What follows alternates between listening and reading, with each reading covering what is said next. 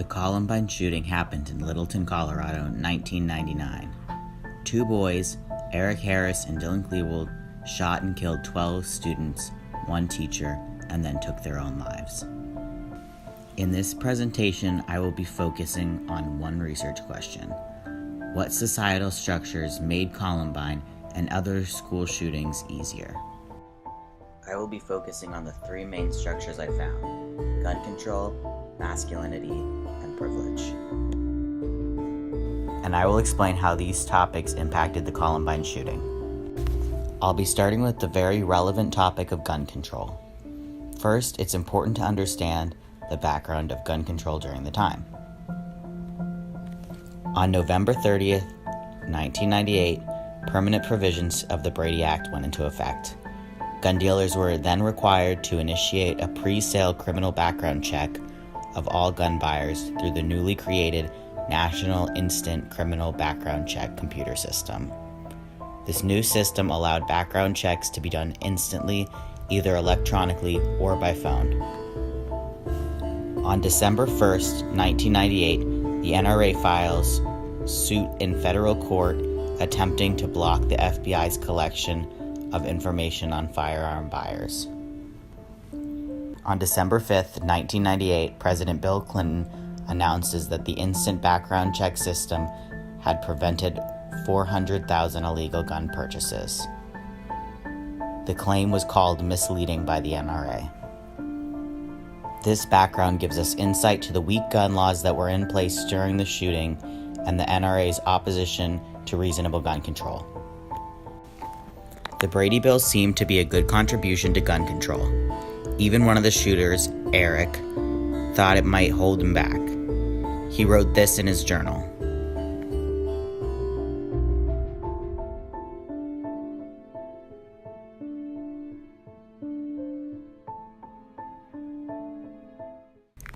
The explosives mentioned in this journal, thankfully, did not function during the shooting.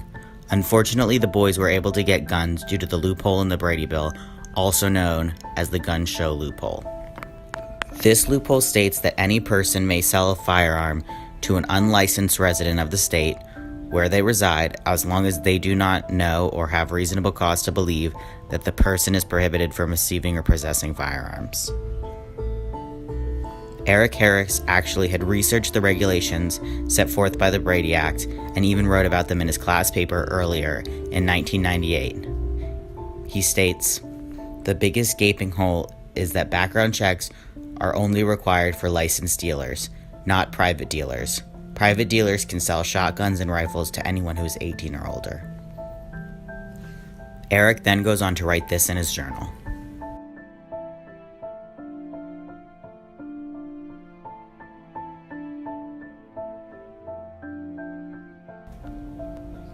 And that's what they did. Imagine if they weren't able to get the guns and the Brady Bill functioned correctly. Swords would not have been as effective in this massacre. After this, many new gun reform bills were proposed and denied. House Bill 3833 called for a better regulation of firearms at gun shows. The bill required more detailed records for sales to unlicensed purchasers, including name, age, and address, the serial number, make, and model of the firearm, and the date and location of the transfer. The bill died nearly as fast as it was introduced. It was later introduced as the House Bill 4442 in August of 1998, Senate Bill 2527 in September 1998, and House Bill 109 in January 1999, where it died each time. Two additional bills, Senate Bill 443 and Senate Bill 902, were also introduced in the month prior to Columbine. Entitled the Gun Show Accountability Act, these bills required any persons organizing, planning, promoting, or operating a gun show to register and pay a fee to the Secretary of Treasury, keep them notified of the date and location, verify the identity of their vendors, and ensure that the background checks were being conducted and sales reported. These two bills also never passed. In the year following the Columbine shooting, over 800 bills relating to firearms were introduced, including those discussed here. However, only about 10% of those laws were passed.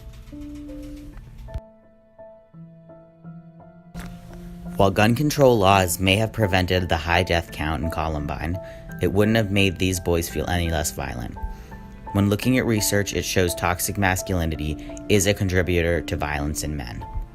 In one study about masculinity and violence, a researcher interviewed kids on their views on violence. There was a trend in the study that indicated that young men believed men were so biologically inclined to violence, they sometimes couldn't even help it. Violence in young boys has been pinned on male biology and hormones, and written off as boys just being boys. This is a dangerous statement. The saying, "boys will be boys," may allow the boys to get away with more than the girls. Letting the boys off easy for their violence based on their gender allows us to define violence as a masculine trait that is natural and okay.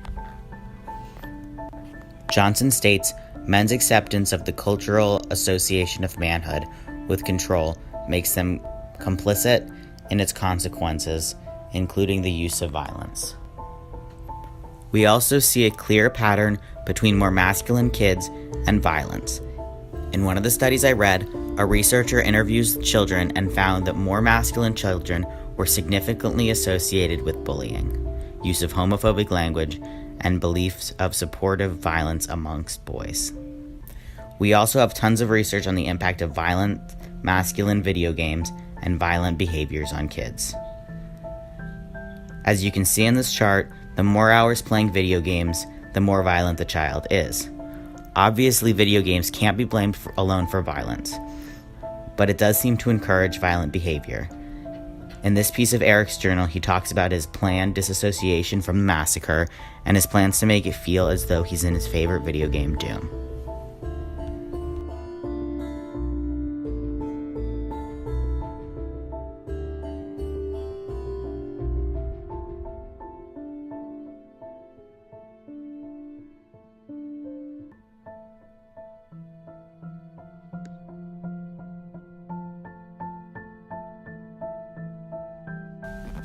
This semester, we've discussed privilege and oppression.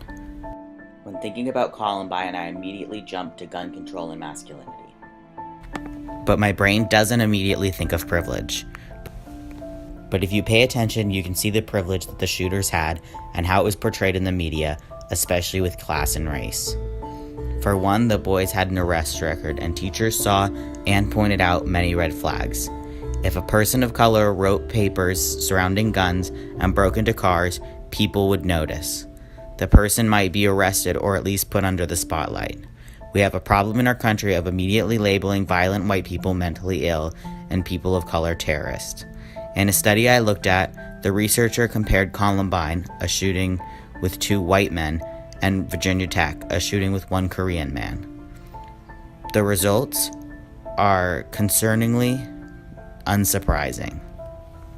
Out of the 402 white Americans the researcher interviewed, the majority contributed the Virginia Tech shooting to race, but not the Columbine shooting. In a different but very similar study, a researcher looked at class. They looked at the Columbine shooting compared to the Red Lake shootings, which I've never heard about before this project. In 2005, a 16-year-old shooter killed 10 people, including himself, in a series of school shootings on an Indian reservation. The New York Times reported that 40% of Red Lake's population is living in poverty. The school didn't have enough money for surveillance cameras, so the media didn't care enough to report on the shootings. While we still talk about Columbine to this very day, I've never once heard of the Red Lake shootings. This shows how class can affect media's portrayal and therefore make an issue important or unimportant.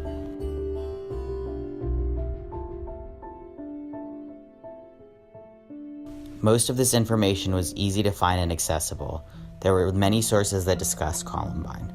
But when it came to the topic of privilege, it was harder to find specific information on the school shootings and class.